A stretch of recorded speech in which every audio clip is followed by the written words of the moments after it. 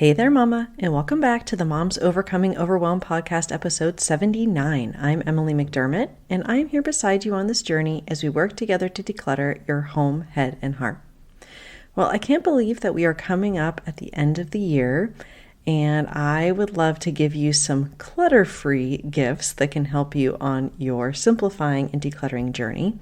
If you head on over to my website and you go to simplebyemmy.com/resources, I have several resources that can help you with overwhelm, with clutter mindset shifts, and everything you need if you want to dive a little deeper into what we talk about on the podcast here.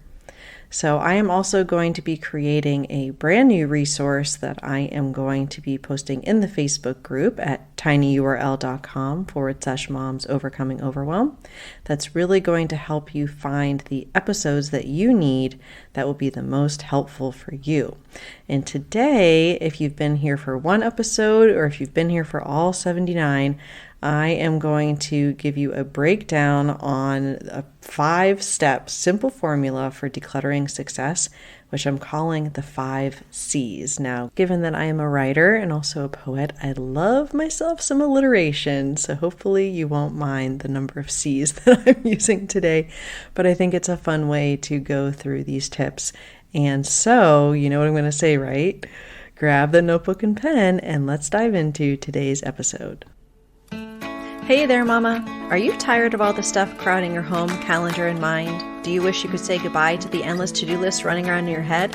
Want to declutter but don't know where to start? You're in the right place. Welcome to Moms Overcoming Overwhelm, where you will find proven and practical solutions to declutter your home, head, and heart. Hi, I'm Emily, a wife, boy mom, and simplicity seeker. I struggled to get pregnant and felt overwhelmed until I discovered decluttering could create the physical and emotional space I needed to become a mom. Now, 2 kids later, I've transformed my life and motherhood by developing simple systems around decluttering, capsule wardrobes, kid stuff, cleaning and tidying, meal planning, time management, and more, and I can't wait to share them with you. If you're ready to reclaim the time and energy you crave, be present with your kids, and finally enjoy the life and motherhood you so deserve, let's kick overwhelm to the curb, shall we? Grab your lukewarm coffee, your notebook and pen, and clear up some counter space. Let's do this. Now make sure today you check the show notes because I am going to be referencing a lot of episodes, and if you want to learn more, you can definitely check them out. I'll have them linked for you, nice and easy. And if you realize as we were having our little chat here that, I think maybe Emily could help me with my bedroom or figuring out what to do about my kids' rooms because I'm scared to even go in there. Or maybe it's your garage or another area of your home. You just feel like you need a little extra hand holding. I would invite you to grab a coaching session with me, 1 hour. We can definitely knock out a room and figure out your approach, your specific personalized approach. So if you want to learn more, you can head on over to simplebyemmy.com/coaching, and I look forward to helping you. So let's dive into these 5 C's, which actually they're more than 5. You'll see why, because I got to do my alliteration thing. It's too fun not to.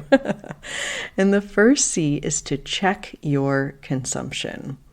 Now, as we're coming into the holiday season, we think a lot about consumption. Maybe you have already blown through your holiday budget. No judgment here.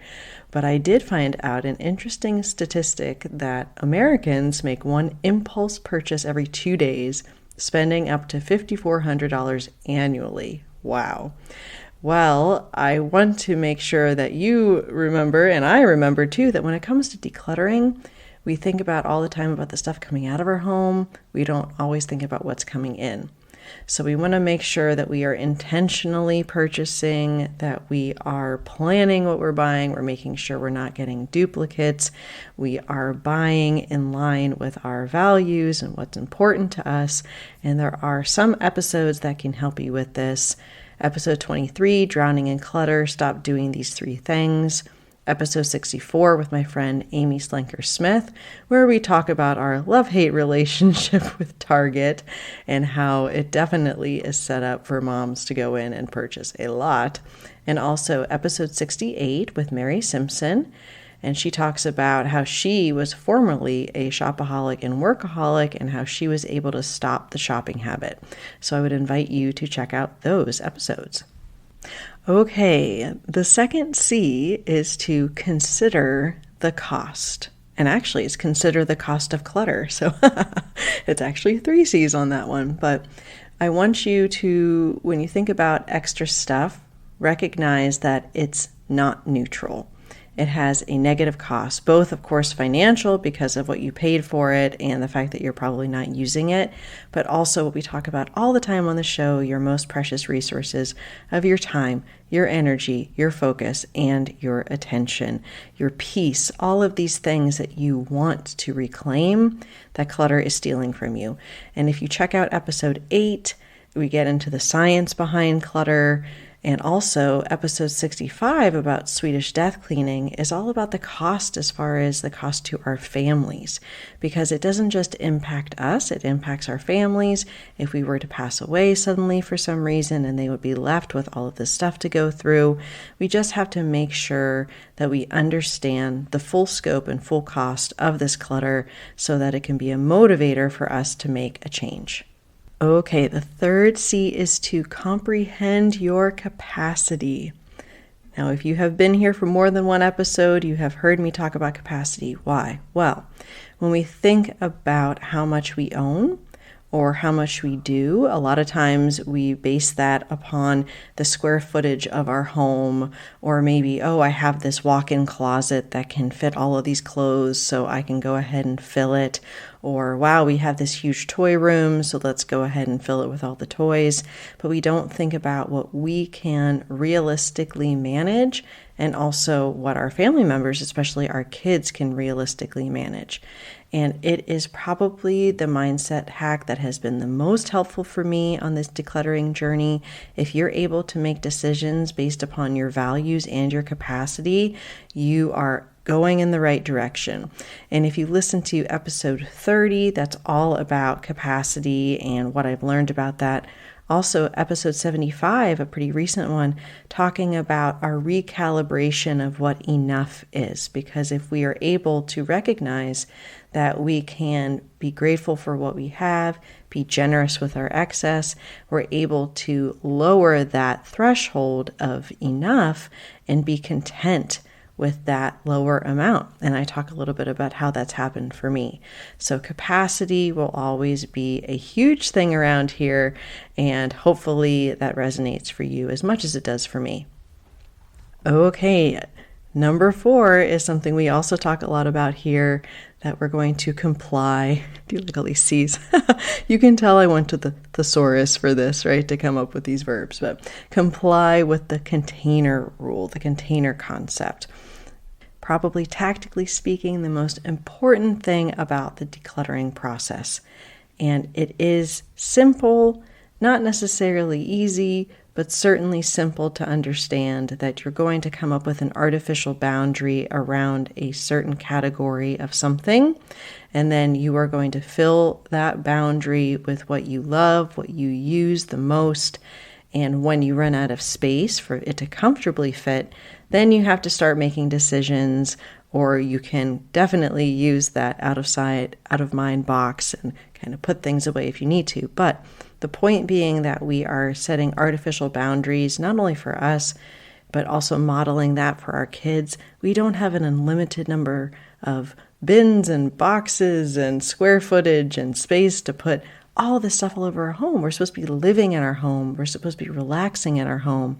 And so the artificial boundaries are really important. So episode 6 is a foundational episode for sure. The easiest way to declutter any space in your home using that container concept. And last but not least, the number 5 C is that choices equals complexity. Now, we talk about this in episode 19, exhausted and burnt out with no energy to declutter as a busy mom. You probably aren't asking yourself this simple question. And I talk there about the relationship between how much stuff we have and the choices that we have between those things, and how that ultimately leads to decision fatigue. which is what we want to be able to simplify. So we can look at this from getting dressed in the morning. The more clothes you have, the more choices you have, and then it's harder to make a decision about what to wear.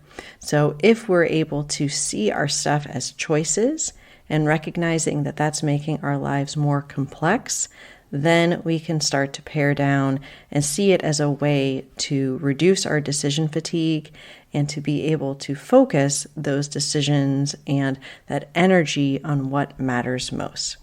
So there you have it, the 5 C's, which, like I said, there's actually more snuck in there, but that's the poet in me, so please excuse me. Let's go ahead and recap those. Number 1, check your consumption. Number 2, consider the cost. Number 3, comprehend your capacity. Number 4, comply with the container rule. And number 5, remember that choices equal complexity. And I really hope that this episode was fun, that it blessed you, that if you want to learn more, like I said, the show notes is going to be full today with lots of episodes for you to check out. So I invite you to do that. And on Thursday, I'm going to be talking to Laura Hernandez, and she is at Mama Systems.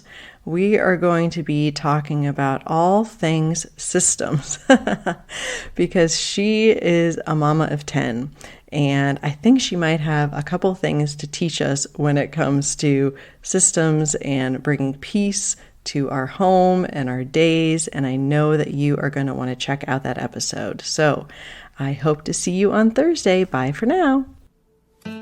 If you like today's podcast, here's what you can do. Just take 30 seconds to leave me a review. I know you're a busy mama. You're overwhelmed, in fact. But 30 seconds of your day makes such an impact. I'll be blessed by your words. They'll definitely make my day. And who knows, you might be entered for this month's giveaway. In Apple Podcasts, scroll down to write a review. Thanks so much for your time. I'm so grateful for you.